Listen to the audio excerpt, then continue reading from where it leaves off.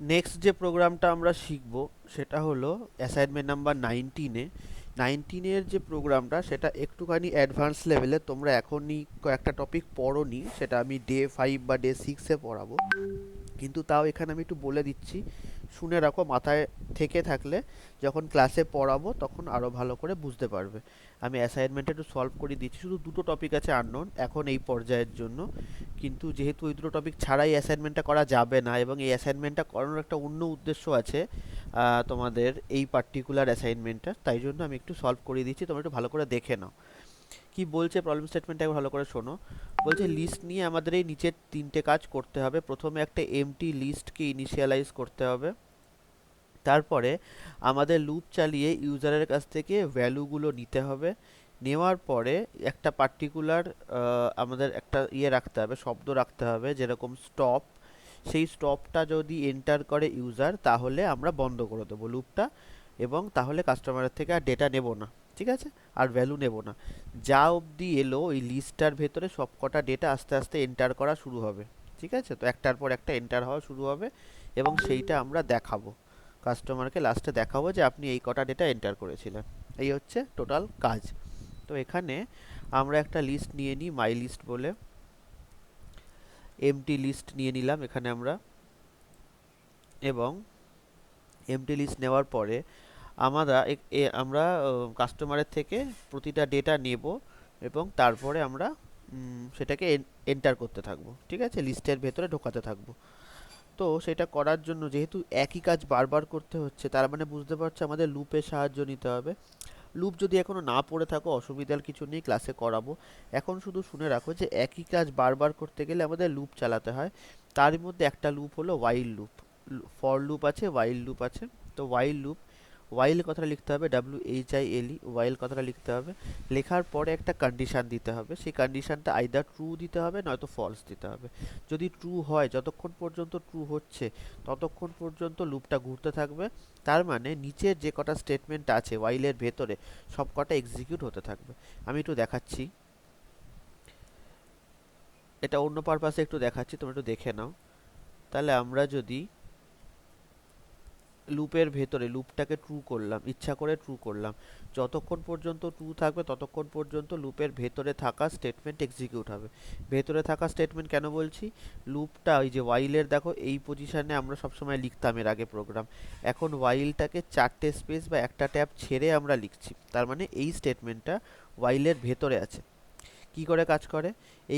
আগে condition check করবে, check করার পরে যখন ট্রু পাচ্ছে ভেতরে ঢুকছে, এই স্টেটমেন্ট এক্সিকিউট হচ্ছে, আবার বাইলে চলে যাবে, এভাবেই চলে। আবার কন্ডিশন চেক করছে, প্রতিবার ট্রু পাবে, আবার এখানে চলে আসছে। ঠিক আছে? আবার ভেতরে চলে যাচ্ছে, এখানে যাচ্ছে লুপে, লুপে আবার কন্ডিশন চেক করছে, ট্রু হচ্ছে, আবার এই স্টেটমেন্ট প্রিন্ট করছে। এইভাবে চলতে থাকে। আমরা যদি এই প্রোগ্রামটাকে রান করিয়ে দিই, এটা ইনফাইনাইট লুপে চলে যাবে, বারবার হ্যালো প্রিন্ট হবে। দেখো হ্যালো প্রিন্ট হতেই আছে, হতেই আছে, হতেই আছে। ঠিক আছে?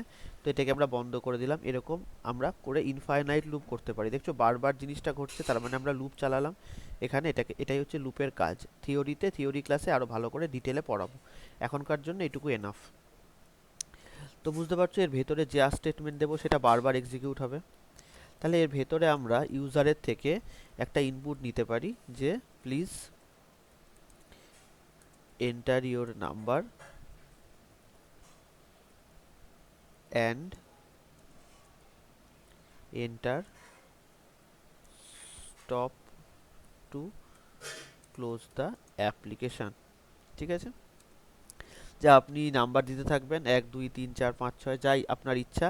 যদি বন্ধ করতে চান যে আর আমি এন্টার করব না, লিস্টটাকে আর বাড়াবো না, তাহলে স্টপ টাইপ করে এন্টার করবেন, তাহলে হয়ে যাবে। ঠিক আছে?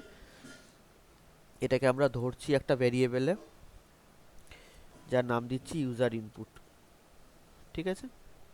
আচ্ছা দেখো, তাহলে আমাদের ইউজার ইনপুটের ভেতরে ইউজারের দেওয়া ভ্যালুটা রয়েছে।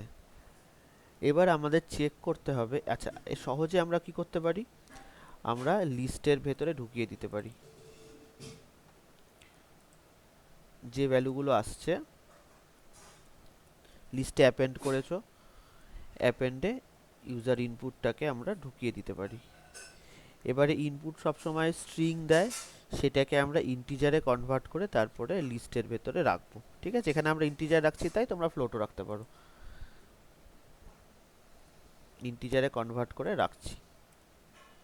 ঠিক আছে, আচ্ছা নেক্সট আমরা যদি লুপ থেকে